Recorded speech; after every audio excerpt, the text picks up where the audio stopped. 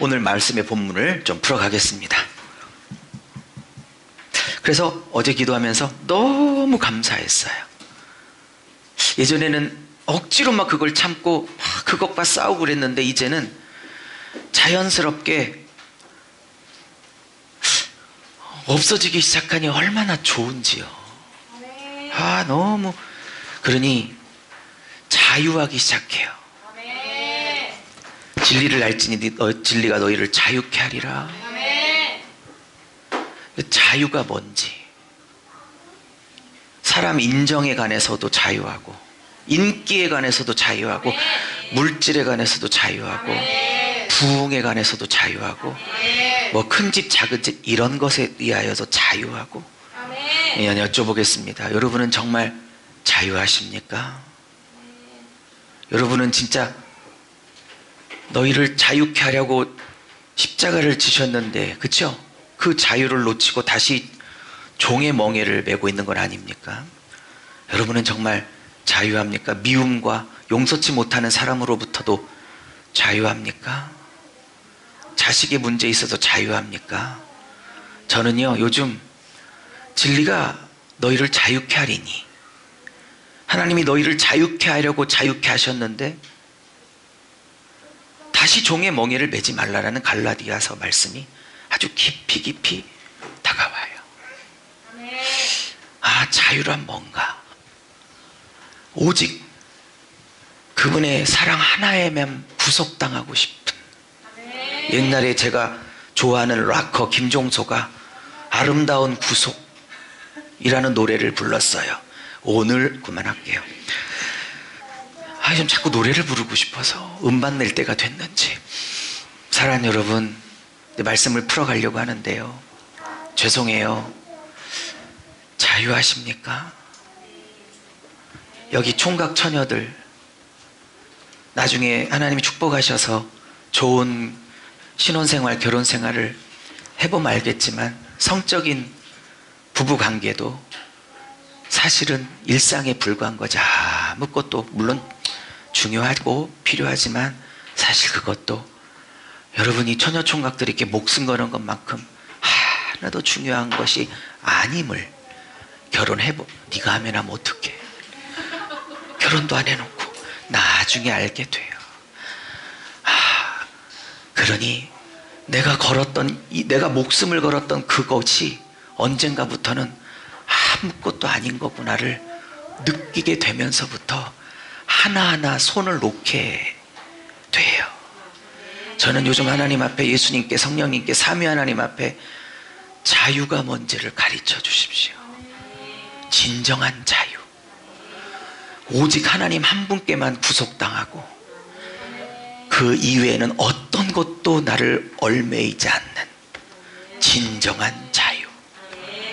담임 목사에게 이 자유를 만끽하게 하시고 부어주고 계시니, 그렇다면 이제 양떼들에게 이 복이 흘러갈 차례입니다.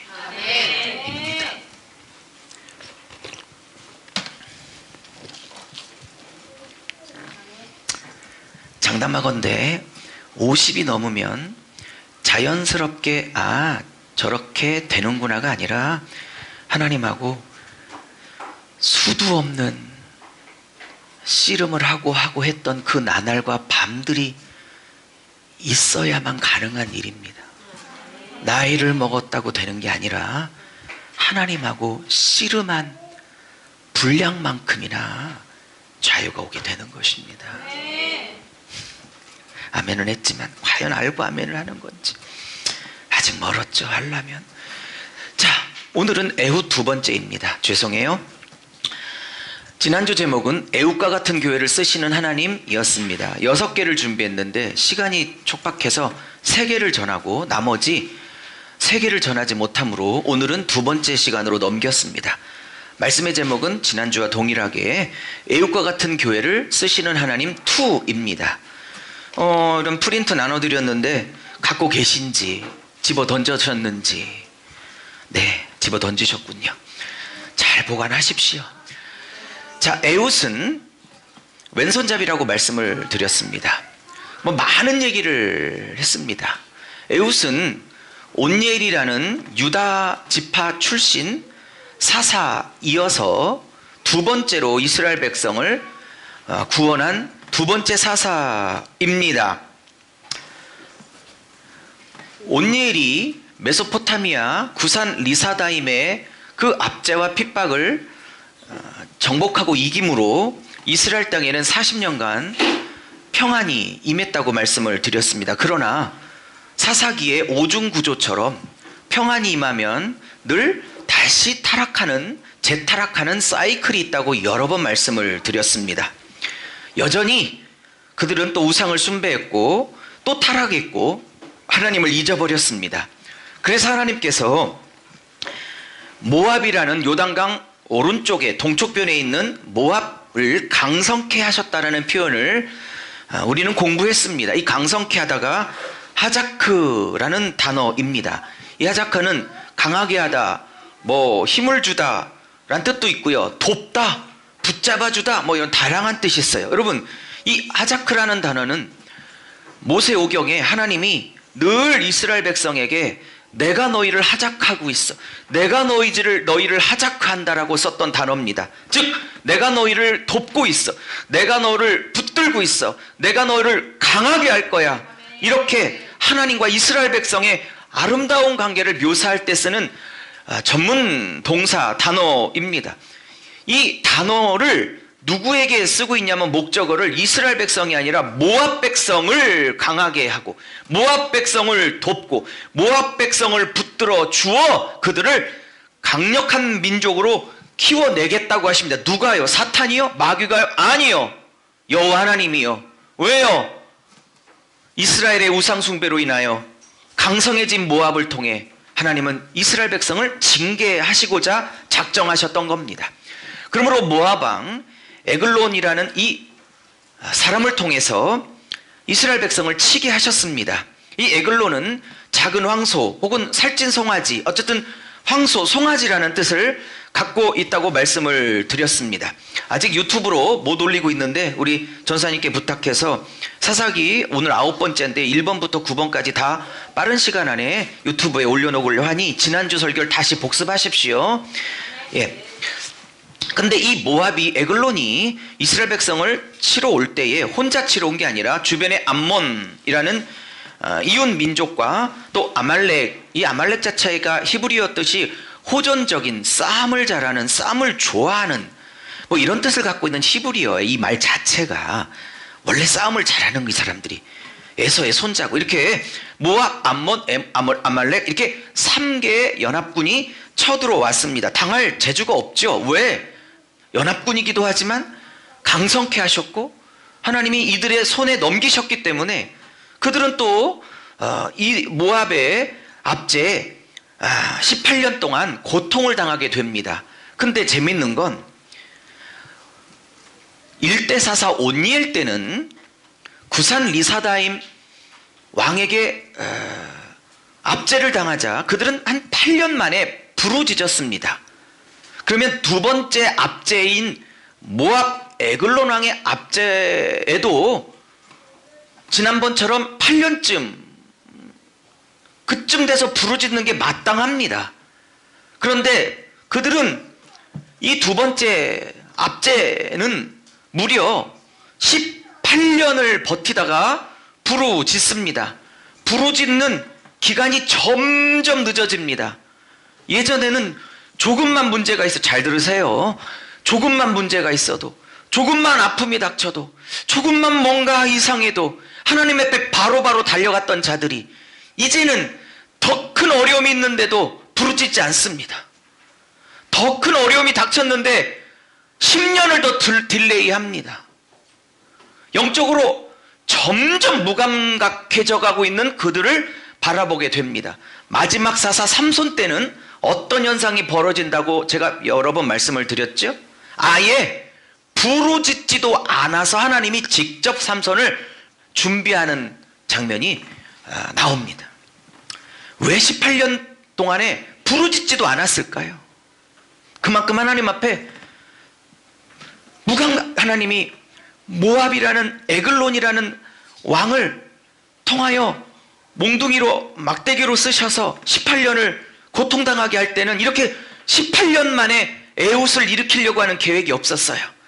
모압을 몽둥이로 쓰시는 순간 하나님은 하루 만에, 이틀 만에, 한 달 만에, 두 달 만에 바로 하나님 앞에 부르짖어 살려달라 하기를 원하셨어요. 이렇게 18년까지 이것들이 끌 거라고는 하나님이 상상도 못 하셨어요.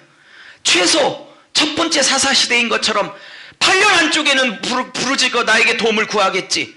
그러나 무려 10년을 더 써서 이것들이 18년 만에 하나님 앞에 기도할 때 하나님이 얼마나 속이 터져 하셨겠습니까? 문제를 줘도 기도하지 않습니다. 고난을 줘도 기도하지 않습니다. 예전보다 더 큰, 여러분 옛날에 구산 리사다임은 온니엘 시대 때 한민족이었어요. 그리고 여기는 지금 모압, 암몬, 아말렉이라는 세 개 민족이 연합하여 쳐들어서 압제를 하고 있어요. 문제가 더 커졌어요.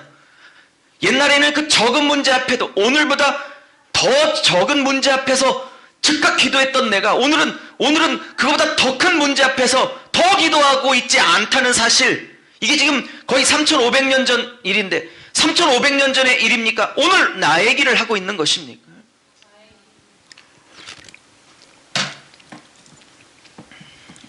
그리고 모압을 18년 동안 섬겼다고 합니다. 이 섬겼다는 건 아바드로서, 이 아바들은 주로 제사장들이, 레위 제사장들이 하나님을 성막에서 예배하고 섬기다 할 때 쓰는 단어들이에요. 어머, 너희들이 그렇게 이방 민족의 우상들이 좋니? 그러면 아예 그들을 섬겨버려라 라고 하나님께 쓰이는 아바들을 이스라엘 백성이 18년 동안 모압을 아바드했더라 라고 쓰고 있는 것입니다. 자, 세 번째로 우리는 하나님이 왼손잡이 에웃을 쓰셨다는 사실을 마지막으로 지난주에 공부를 했어요. 이 왼손잡이라는 한국말은 이 히브리어 원전에는 없는 말이라고 말씀을 드렸습니다. 히브리어 원전에는 이것이 이테르 야드 예미노라고 이렇게 나오는데, 이 이테르 야드 예미노라는 것은 왼손잡이라는 뜻이 아니고 오른쪽에 문제가 있는 사람, 오른손이 묶여 있는 사람, 장애가 있는 분, 뭐 이런 뜻입니다.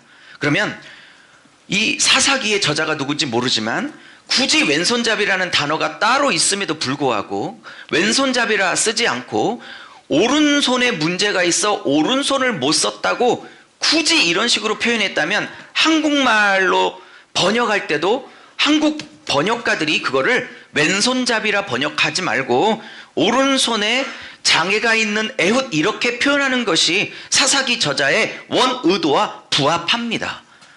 안타깝게도 왜 이렇게 번역했는지 모르겠습니다. 왜냐? 성경의 한 단어 한 단어에는 하나님의 깊은 뜻과 의도가 게시되어져 있기 때문에,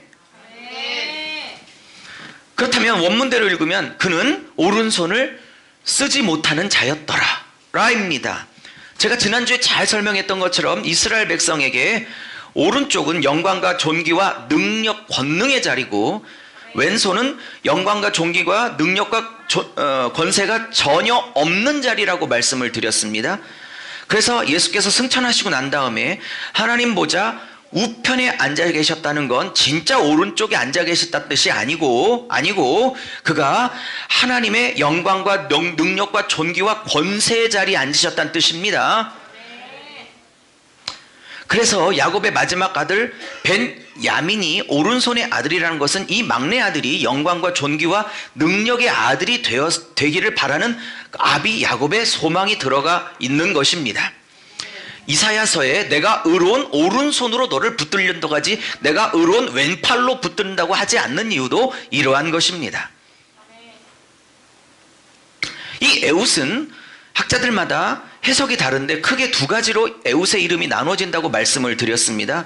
첫째는 에웃이 이름의 뜻이 뭐냐면 아직 통일을 못 보고 있는데요, 대개 두 가지로 나눠집니다. 첫 번째는 뭐라고 했다고요? 빛은 어디 있을까? 광채는 어디 있을까? 라는 뜻으로 말하는 학자가 있습니다. 그러면 에웃의 아버지가 아들을 낳고 이렇게 지었다는 건 영적 암흑시대 이 사사시대를 보며 굉장히 깨어있는 사람이죠. 하나님, 이 타락한 이 시대에 도대체 이 어둠을 밝힐 수 있는 빛은 어디 있을까요? 이 미혹의 세력들이, 거짓의 세력들이 온 나라를 뒤덮고 있는데 이 거짓의 세력들을 물리치고 쫓아낼 수 있는 광채, 이 빛은 어디에서 우리가 찾을 수 있을까요? 라는 신앙의 고백을 담아 에웃이라 졌을 거라고 저는 생각합니다. 두 번째, 학자들은 이 에웃을 홀로 일하는 자, 혼자 일하는 자, 뭐 나쁘게 쓰면 독불장군이지만 너무 그렇게까지 볼 거는 없어 보이고요. 단독으로 일하는 자, 뭐 이런 뜻입니다. 그러면 이 에웃이 모압 에그론 왕을 오늘 독대하여 그의 가슴에 검을 창을 찔러 등까지 뚫어서 그를 죽이게 되고 모압을 물리치게 되는데 어떤 누구의 도움도 없이 단독으로 그 일을 행하게 되죠. 오늘 설명을 하게 될 것입니다. 아마 자기도 모르는 사이에 성령 안에 감동을 받아 이 아들이 사사가 돼서 할 일을 미리 예표하고 있는 것처럼 보입니다. 자, 제가 늘 얘기했습니다. 12명의 사사를 공부할 때 핵심은 뭐냐? 재미난 이야기를 공부한다는 게 아니라 12명의 사사를 통해서 진짜 사사이신 예수 그리스도가 누군지를 배워야 하는 것이 사사기라고 말씀을 드렸습니다.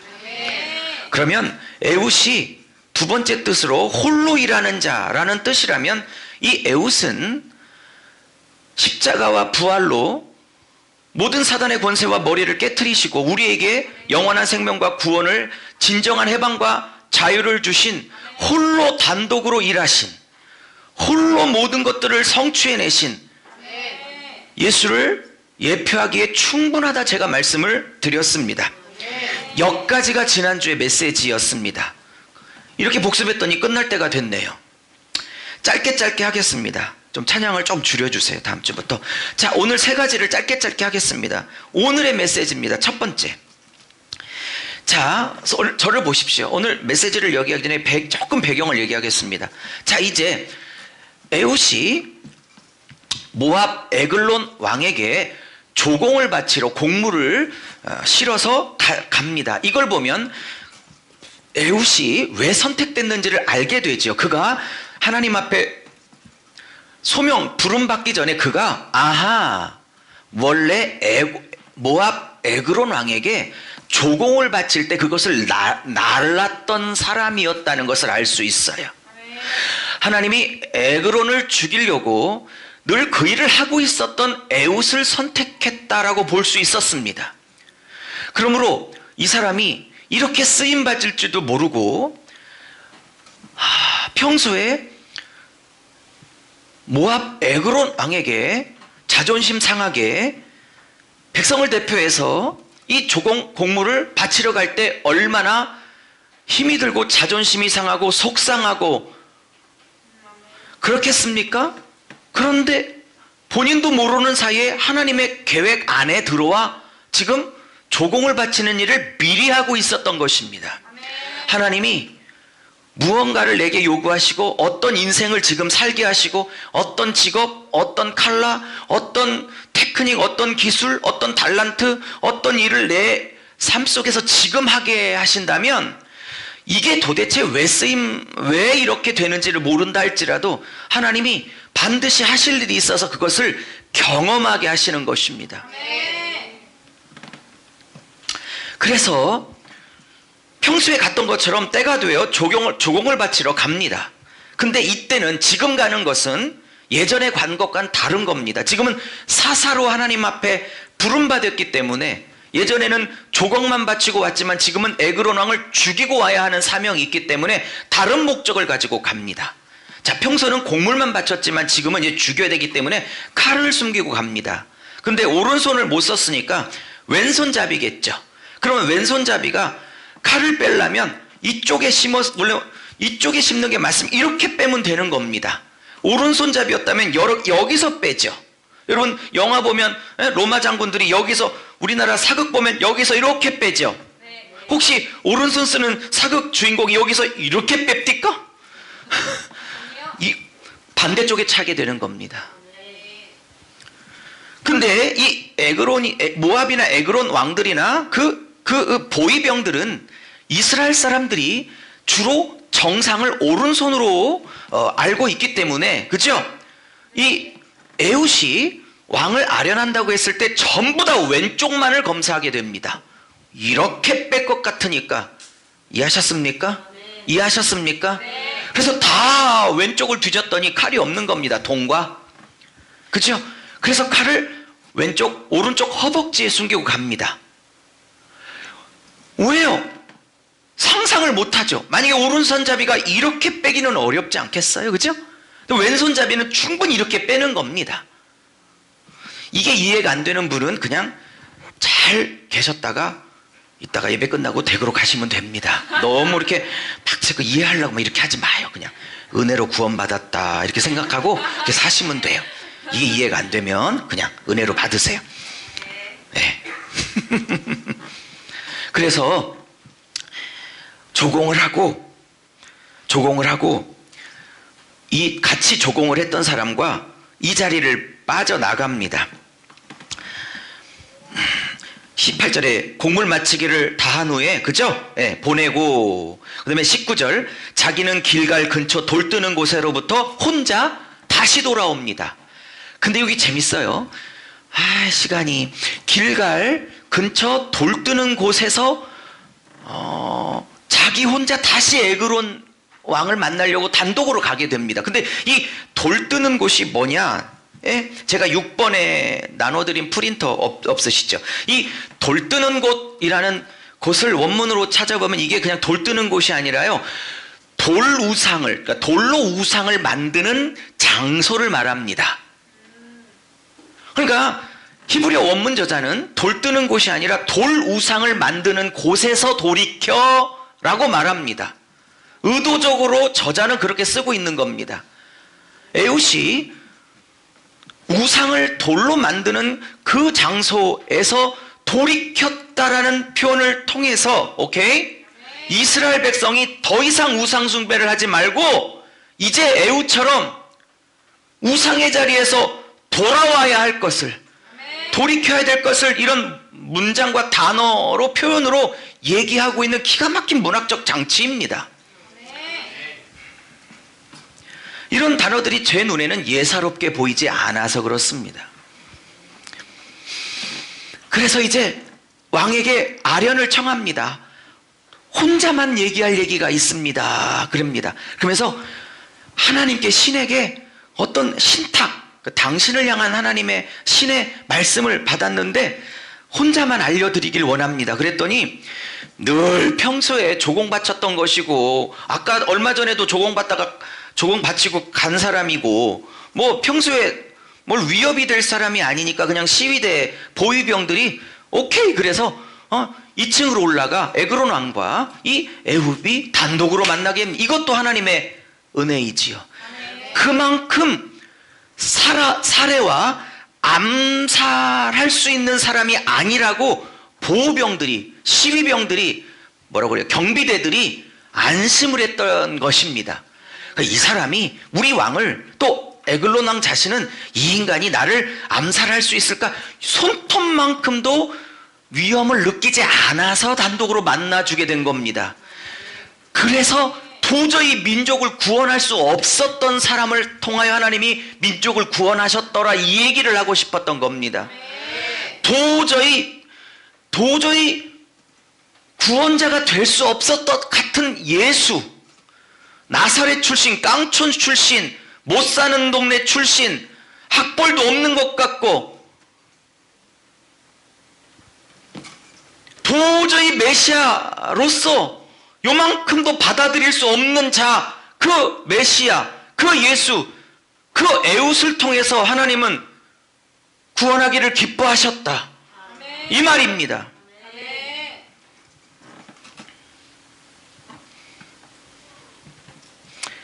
그래서 무슨 얘기할까? 쫑긋 귀를 기울이는 에그론에게 오른쪽 허벅지에서 검을 빼서, 창을 빼서 찌릅니다. 얼마나 강력하게 찔렀는지 그 창이, 그 칼이 등까지 뚫고 나왔더라고 오늘 본문은 말하고 있습니다. 이 칼을 뺐으면 피가 막 나왔을 텐데 그냥 찌르고 난 다음에 이제 빨리 도망가야 되잖아요. 그래서 이 칼에 기름이 엉겨 붙었더라 라는 참혹한 죽음의 장면을 묘사하는 문장도 지금 이게 3장 끝에 나오고 있습니다. 자, 너무 왕이 나오지 않자 경비대들이 이상하니까 이제 들어가게 됩니다. 근데 경비대들이 무슨 얘기를 하냐면 이런 얘기를 해요. 경비대들이 24절에 어머 왕이 분명히 서늘한 방에서 발을 가리우시나 보다 이런 예측을 하고 못 들어갔던 거예요. 여기서 발을 가리우다라는 건 히브리 민족의 완곡한 표현으로 대변을 보다 라는 뜻이에요. 그거를 발을 가린다 그렇게 말해요. 그러니까 좀 우리도 읽기 편하죠? 서늘한 방에서 응가하셨다 이렇게 성경에 나오면 좀 거시기 하잖아요. 그래서 완곡한 표현입니다. 왜 경비병들이 발을 가리우시나 대변을 응가를 보시나 했냐면 비밀이 있어요. 이 칼을 찌르는 순간에 너무 당황하고 놀래가지고, 여러분 사람이 당황하고 놀래면 짐승도 사람하고 똑같거든요. 소변 대변을 막 쏟아내요. 사람과 짐승 똑같습니다. 그 동물의 왕국 같은 거 이런 걸 보면 예상치도 못했는데 사자나 뭐 표범이나 이런 사람들이 영양이나 이런 말들을 이렇게 덮쳐서 잡아먹을 때 이 초식 동물들이 막 그 항문에서 온갖 소변 대변을 막 쏟아내요. 너무 지치니까, 너무 당황스러우니까. 저는 뭐 평생 딱 한 번, 죄송해요, 지린 적이 한 번 있는데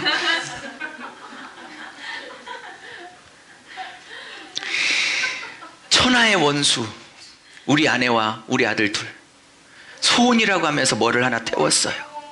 놀이동산 가서 뭐가 기억 잘 안 나는데 하도 오래돼서 뭐를 푹 떨어졌는데, 제가 고소공포증이 있어요.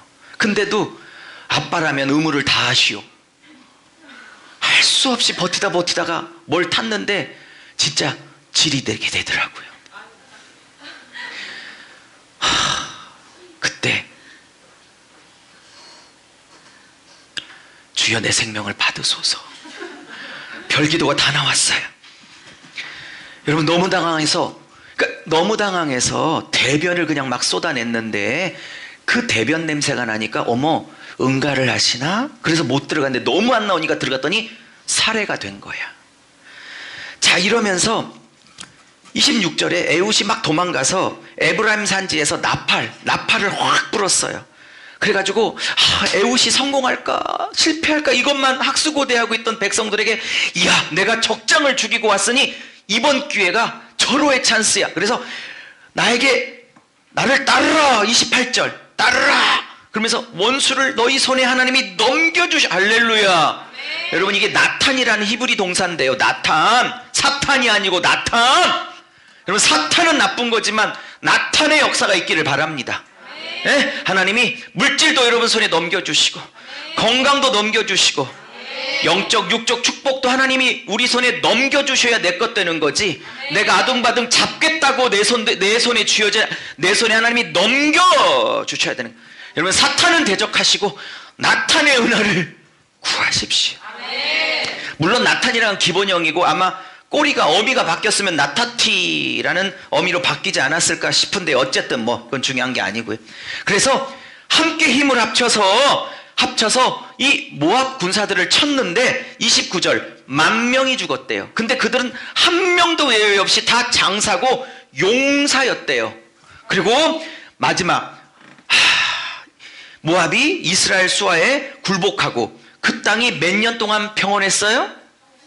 어머, 온니엘이 사사로 있을 때는 딱 40년밖에 없었는데 지금 바보 취급, 정상화도 아닌 장애인 취급당하는 에훗이라는 분이, 이런 부족한 분이 다스리고 있는 시대에는 80년이라는 온니엘 시대의 2배의 평안과 태평성세가 이루어졌다는 걸 기억하십시오.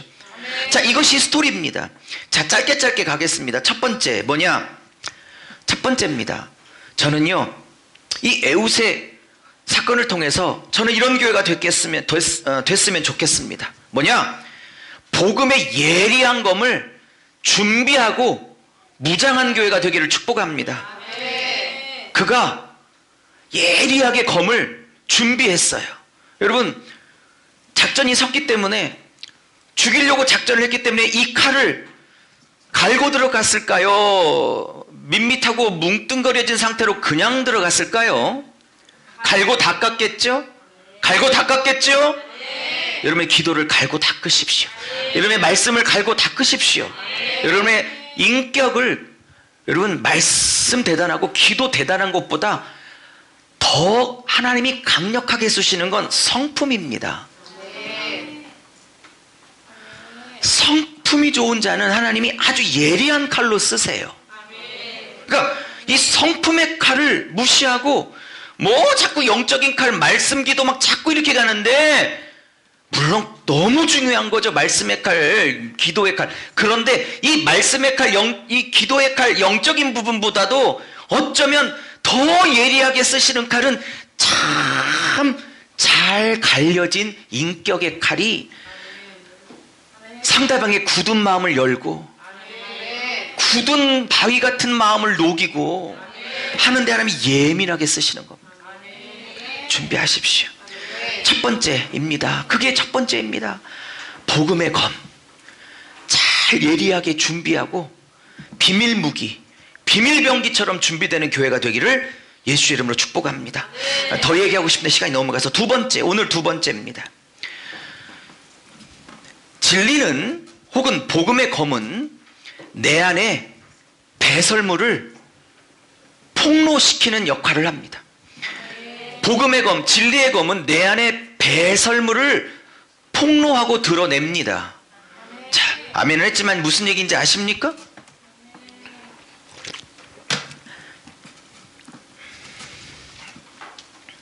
22절에 칼자루도 나를 따라 들어가서 그 끝이 등 뒤까지 나갔고 그 칼을 그 몸에서 빼어내지 아니하였으므로 기름이 칼날에 엉켰더라.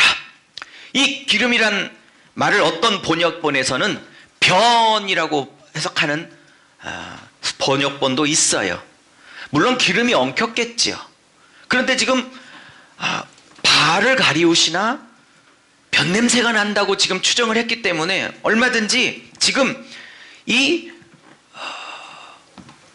예리한 에웃의 검이 이 에그론 왕이라는 이 비둔한 왕의 그 내장 지방, 기름도 드러내고 폭로하고, 그가 너무 당황해서 그랬는지 죽음의 위협에 공포 때문에 떨었는지 그냥 소변 대변을 다 쏟아냈는데 이 대변 소변도 지금 다 드러내고 폭로한 것입니다. 왜 레위기 제사법에 내장기름, 간에 있는 거, 콩팥에 있는 지방기름을 다 태워서 하나님 앞에 바치라고, 기름은 내 거야 라고 레위기법에 하나님이 절대 사람이 먹지 말고 간, 콩팥, 내장에 껴있는 기름은 걷어서 내게 태워 바치라 했던 거는, 건강상 어떤 분은 이것을 제사장이나 제사자가 먹으면 지방분 먹으면 안 좋지, 그래서 건강 때문에 못 먹게 하려고 하나님께 태워 바쳤다고 하지만, 이 기름, 대변 이런 것을 뭘 상징하냐면 뭐라고 그럴까, 이 죄악의 찌꺼기 이를 상징하는 단어들이에요. 세상 가치를 상징하는 단어들이에요. 빌립보서에서 사도 바울이 이렇게 말합니다. 내가 어마어마한 자부심이 있었던 사람이다. 나는 공부도 많이 했고 출신 가문도 너무 좋고, 나는 한쪽의 부모가 로마인이고 한쪽은 히브리인이고 난 양쪽 시민권이 다 있는 자고 뭐 나만큼 배운 자가 없고 막 쫙 얘기하다가 빌립보서에 또 뭐라고 하냐면, 그러나 내가 예수 그리스도를 알고 난 다음부터 이 모든 것들을 내가 배설문처럼 여겼다고 말합니다. 왜냐하면 예수 그리스도를 알아가는 지식이 가장 고상함으로 인하여 이 모든 것들은 내게 지금 똥처럼 여겨진다라고 말하는 겁니다. 그 본문을 결합한다면 에웃이 몸을 관통했는데 거기에 기름이 엉겨붙고 대변이, 똥이, 변이, 영어로 똥이 dung, 덩이거든요. 바꿀게요. 기름과 덩이 나왔다는 건 그런 나보다가 아니고 복음의 검이 정확하게 들어가 나의 자아를 관통하잖아요. 그러면 내가 하나님보다 더 소중히 여겼고 있었던 이 배설물들이 폭로되어지고 배설물들이 드러나게 되는 것입니다. 더 하고 싶은데 시간 때문에 세 번째, 마지막입니다. 전 두 번째 메시지가 개인적으로는 준비하면서 약간 어거지 같습니까? 저는 그렇다고 생각하지 않습니다. 이것은 그냥 참혹한 죽음을 통하여 기름과 배설물을 쏟아냈다, 참 안타깝게 죽었다, 그 얘기를 하고 싶은 게 아니라 복음의 검이 제대로 역사하면 내 안에 기름, 내 안에 배설물들이 다 그 복음의 그 검 앞에 다 쏟아져 나오게 됨을, 다 폭로됨을, 다 몸 밖으로 쫓겨나가게 됨을 말하는 본문이지. 그러니까 복음이 무엇을, 복음의 칼이 뭐를 하는 것을 말하는 본문이지 에훗의 영웅담을 말하는 본문이 아니올시다. 성경은. 마지막 세 번째입니다. 세 번째 뭐냐면, 따라해 보세요. 이것은 한 사람의 불이 수많은 사람들의 불을 불러일으켰습니다. 한 사람의 불이 수많은 사람들의 불을 불러일으키는 불쏘시개 역할을 한 것입니다. 여러분, 18년 동안 아무도 못 나섰어요. 오른손 쓰고 있는 정상인들도 아무도 못 나섰어요. 유다지, 이스라엘에 대단한 사람들 많았는데 아무도 못 나섰어요. 마치 골리앗이 40일 동안 여호와 하나님을 조롱할 때 아무도 못 나서고, 왕인 사울도 못 나서고 있을 때에 중3 혹은 고1밖에 15, 16밖에 안 된 그 꼬마 다윗이 하나님의 불로 일어섰듯, 그래서 다른 사람들을 일으켰듯, 오늘 에훗도 아무도 일어나지 못하고 있었던 이 절망적 18년의 암흑기를, 침체를, 압제를 역전시키는데 에훗의 불을 하나님이 사용한 것입니다. 사랑하는 여러분, 에훗 한 사람이 일어났습니다. 둘, 셋 데리고 간 게 아니라 한 사람이 하나님의 불에 잡힌 겁니다. 한 사람의 불이, 캘리포니아에 그렇게 불이 많이 나서 막 뭐 여의도 면적 뭐 몇 배 산지가 탔다는 둥 할 때, 여러분 그 어마어마한 면적의 그 불이, 재앙이 작은 불꽃 하나로부터 시작된다는 거 아십니까? 예수라는 그 작은 불꽃이 전 세계 복음화를 가져왔던 것처럼 아무도 나서지 않을 때 에훗을 통해서 하나님이 많은 자들의 식어지고 꺼져가고 있는 불꽃을 다시 일으켜 세운 것입니다. 저는 우리 교회가 에훗처럼 하나님이 많은 자들의 꺼져가고 식어가는 불꽃을 일으키는 이 시대 21세기에 불꽃이 되기를 원합니다. 그가 27절에 그가 에브람 산지에 가서 나팔을 불어서 사람들을 모았다고 그래요. 여러분, 나팔은 말씀 선포를 의미합니다. 전쟁 선포를 의미합니다. 여러분, 복음의 나팔을 불어야 하는 것입니다. 복음의 나팔을 불 때에 꺼져가고 식어가는 그 불꽃들이 살아나게 될 것입니다. 이 오합지졸 백성들이 에훗을 통해서 불을 다시 한번 일으키고 그 힘을 가지고 용사요 장사인 애굽 군사 10,000명을, 여기서 10,000명은 단순히 10,000명이 아니라 천이 10번 있는 게 10,000명입니다. 천도 충만한 숫자인데 그 천이 10번이 있습니다. 그만큼 충만한 사단의 권세를 정복했다라고 말하고 있는 것입니다. 이 시간에, 이 시대에 나를 따르라 라고 할 수 있는 교회가 필요합니다. 복음의 나팔을 불 교회가 필요한 것입니다. 우스워 보이지만, 별거 아닌 것 같이 보이지만 잘 복음의 검을 잘 숨겨 갈고 닦은 교회가 필요한 것입니다. 그러한 자들이 필요한 것입니다. 그렇다면 하나님이 에훗이 선포했던 것처럼 여호와께서 원수를 우리의 손에 붙이셨느니라. 완료형입니다. 이거 완료형이에요. 완료형은 뭔지 압니까? 여러분, 붙이셨어요? 앞으로 붙여야 돼요. 앞으로 미래 일입니까? 지금 다 이긴 일입니까? 아니, 물론 이제 정답을 얘기하지 말고 하여튼 손발을 좀 맞춰봐봐. 이제 싸워서 만명을 이겨야 돼. 미래 일이야. 그러면 붙일 것이다라고 표현해야 되는데, 미래 사건을 마치 붙였다라는 과거형으로 표현하는 걸 여러 번 말씀드려서 이제 외우시죠. 예언적 과거라고. 미래 일인데 너무 확실한 일은 그냥 일어난 일인 것처럼 과거형으로 표현하는 걸 예언적 완료라고 그랬어요. 이게 쓰인 것입니다. 저는 요즘 우리 교회에 부흥을 주시옵소서 이렇게 기도 안 해요. 우리 교회 부흥 주셔서 감사합니다. 5, 6중 계약되게 하셔서 감사합니다. 제 머리 많이 나게 하셔서 감사합니다. 뭐 누가 방언 받고 싶은 우리 재용이 방언 주셔서 감사합니다. 이렇게 예언적 과거로 막 선포해버려. 어떨 땐 내가 미쳤나? 아, 이러다가 광신자 되나? 막 이런 생각이 들 때라도 그냥 용법에 따라 그냥 그렇게 그냥 이루어진 것처럼 감사로 그냥 해버려. 그럼 들으신 하나님은 해주세요보다 더 빡센 압력으로 느끼시죠. 그렇지 않겠습니까? 말씀을 마무리합니다. 사랑하는 여러분, 애옥과 같은 교회를 쓰시는 하나님, 두 번째 시간 복음의 검을 예리하게 준비하는 교회, 그리고 복음의 검으로 저와 우리들과 또 많은 자들의 그 영적 배설물과 영적 기름을 다 폭로하고 드러내고 내쫓을 수 있는 교회, 그리고 식어지고 꺼져가는 사명의 불들, 하나님을 향한 불꽃들을 에웃이라는 작은 볼품 없어 보이지만 그런 하나님이 준비시킨 그 에웃과 같은 교회가 돼서 그들의 불꽃을, 전 세계의 불꽃을, 한국교회의 불꽃을 다시 일으킬 수 있는, 한 사람만 일어나면 가정이 일어납니다. 한 사람만 일어나면 교회는 일어납니다.